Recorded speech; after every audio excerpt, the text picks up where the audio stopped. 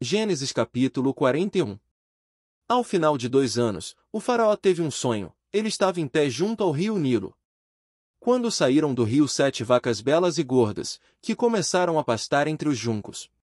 Depois saíram do rio mais 7 vacas, feias e magras, que foram para junto das outras, à beira do Nilo. Então as vacas feias e magras comeram as 7 vacas belas e gordas. Nisso o faraó acordou. Tornou a adormecer e teve outro sonho. 7 espigas de trigo, graúdas e boas, cresciam no mesmo pé. Depois brotaram outras 7 espigas, mirradas e ressequidas pelo vento leste. As espigas mirradas engoliram as 7 espigas graúdas e cheias. Então o faraó acordou. Era um sonho. Pela manhã, perturbado, mandou chamar todos os magos e sábios do Egito e lhes contou os sonhos, mas ninguém foi capaz de interpretá-los. Então o chefe dos copeiros disse ao faraó: "Hoje me lembro de minhas faltas." Certa vez o faraó ficou irado com os seus 2 servos e mandou prender-me junto com o chefe dos padeiros, na casa do capitão da guarda. Certa noite cada um de nós teve um sonho, e cada sonho tinha uma interpretação. Pois bem, havia lá conosco um jovem hebreu, servo do capitão da guarda. Contamos a ele os nossos sonhos, e ele os interpretou, dando a cada um de nós a interpretação do seu próprio sonho. E tudo aconteceu conforme ele nos dissera. Eu fui restaurado à minha posição e o outro foi enforcado. O faraó mandou chamar José, que foi trazido depressa do calabouço. Depois de se barbear e trocar de roupa, apresentou-se ao faraó. O faraó disse a José: "Tive um sonho que ninguém consegue interpretar. Mas ouvi falar que você, ao ouvir um sonho, é capaz de interpretá-lo." Respondeu-lhe José: "Isso não depende de mim, mas Deus dará ao faraó uma resposta favorável." Então o faraó contou o sonho a José: "Sonhei que estava de pé, à beira do Nilo. Quando saíram do rio 7 vacas, belas e gordas, que começaram a pastar entre os juncos. Depois saíram outras 7, raquíticas, muito feias e magras. Nunca vi vacas tão feias em toda a terra do Egito. As vacas magras e feias comeram as 7 vacas gordas que tinham aparecido primeiro. Mesmo depois de havê-las comido, não parecia que o tivessem feito, pois continuavam tão magras como antes. Então acordei. Depois tive outro sonho. Vi 7 espigas de cereal, cheias e boas, que cresciam num mesmo pé. Depois delas, brotaram outras 7, murchas e mirradas, ressequidas pelo vento leste. As espigas magras engoliram as 7 espigas boas. Contei isso aos magos, mas ninguém foi capaz de explicá-lo. O faraó teve um único sonho, disse-lhe José. Deus revelou ao faraó o que ele está para fazer. As 7 vacas boas são 7 anos, e as 7 espigas boas são também 7 anos, trata-se de um único sonho. As 7 vacas magras e feias que surgiram depois das outras, e as 7 espigas mirradas, queimadas pelo vento leste, são 7 anos. Serão 7 anos de fome. É exatamente como eu disse ao faraó. Deus mostrou ao faraó aquilo que ele vai fazer.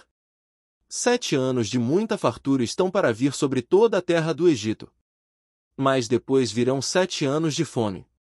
Então todo o tempo de fartura será esquecido, pois a fome arruinará a terra.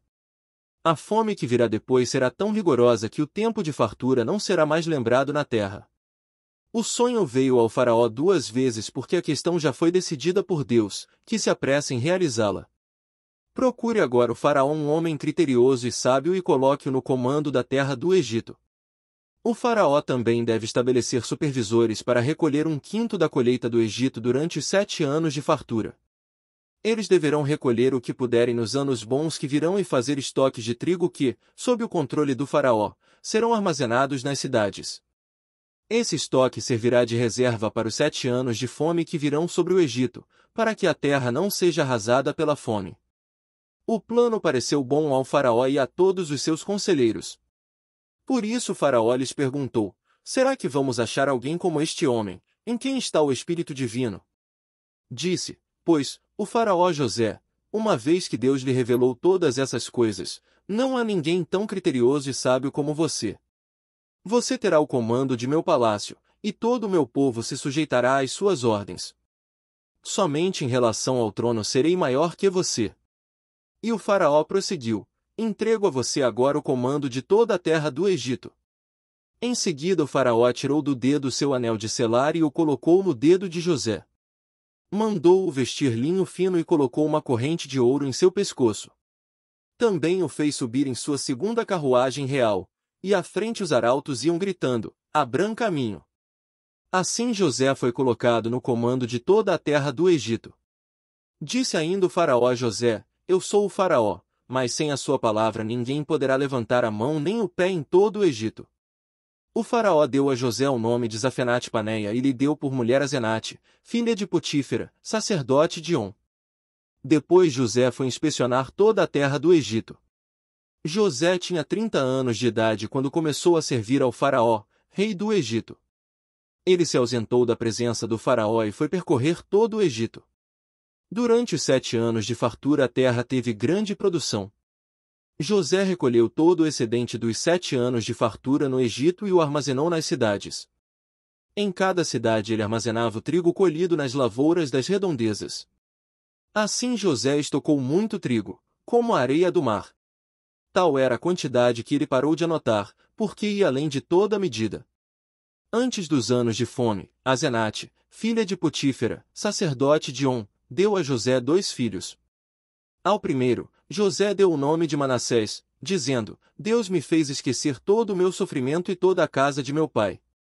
Ao segundo filho chamou Efraim, dizendo: Deus me fez prosperar na terra onde tenho sofrido.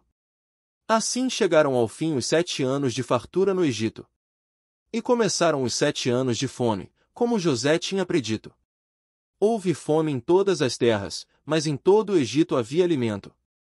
Quando todo o Egito começou a sofrer com a fome, o povo clamou ao faraó por comida, e este respondeu a todos os egípcios: dirijam-se a José e façam o que ele disser. Quando a fome já se havia espalhado por toda a terra, José mandou abrir os locais de armazenamento e começou a vender trigo aos egípcios, pois a fome se agravava em todo o Egito. E de toda a terra vinha gente ao Egito para comprar trigo de José, porquanto a fome se agravava em toda a parte. Gênesis capítulo 42. Quando Jacó soube que no Egito havia trigo, disse a seus filhos: por que estão aí olhando uns para os outros? Disse ainda: ouvi dizer que há trigo no Egito.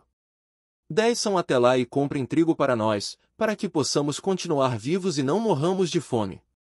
Assim 10 dos irmãos de José desceram ao Egito para comprar trigo. Jacó não deixou que Benjamim, irmão de José, fosse com eles, temendo que algum mal lhe acontecesse. Os filhos de Israel estavam entre outros que também foram comprar trigo, por causa da fome na terra de Canaã. José era o governador do Egito e era ele que vendia trigo a todo o povo da terra. Por isso, quando os irmãos de José chegaram, curvaram-se diante dele, rosto em terra. José reconheceu os seus irmãos logo que os viu, mas agiu como se não os conhecesse, e lhes falou asperamente: de onde vocês vêm? Responderam eles: da terra de Canaã, para comprar comida. José reconheceu os seus irmãos, mas eles não o reconheceram.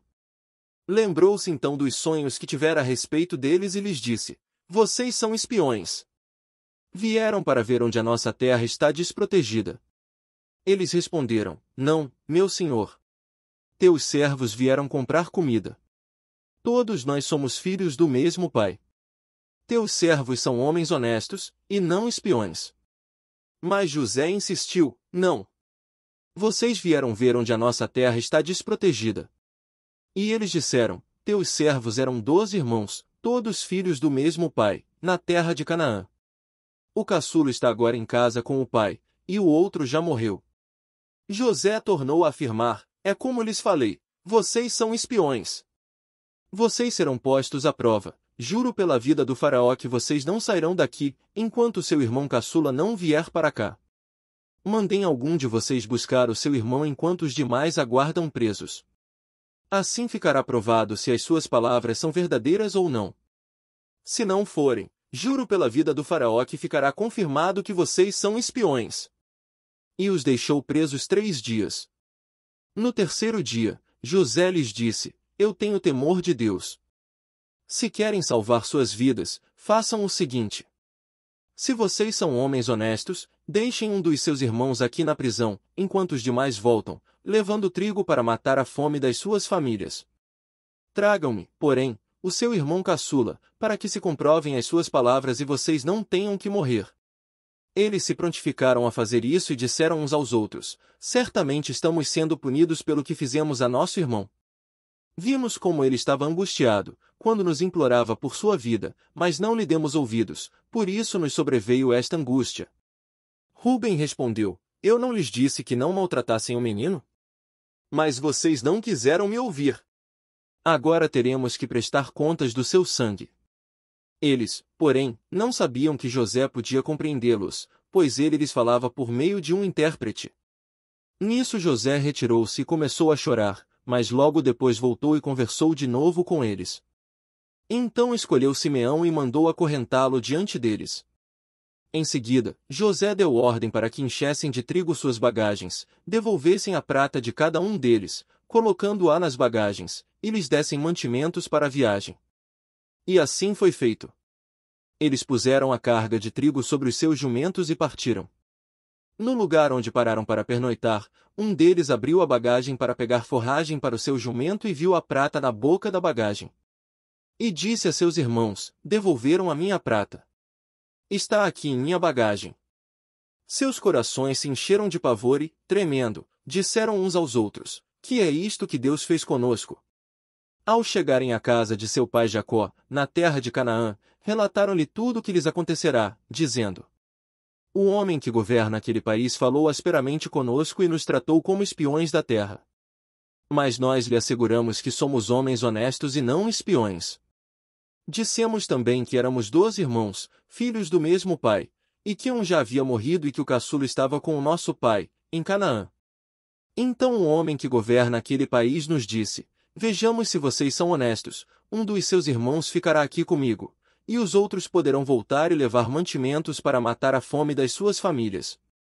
Tragam-me, porém, o seu irmão caçula, para que eu comprove que vocês não são espiões, mas sim, homens honestos. Então lhes devolverei o irmão e os autorizarei a fazer negócios nesta terra. Ao esvaziarem as bagagens, dentro da bagagem de cada um estava a sua bolsa cheia de prata. Quando eles e seu pai viram as bolsas cheias de prata, ficaram com medo.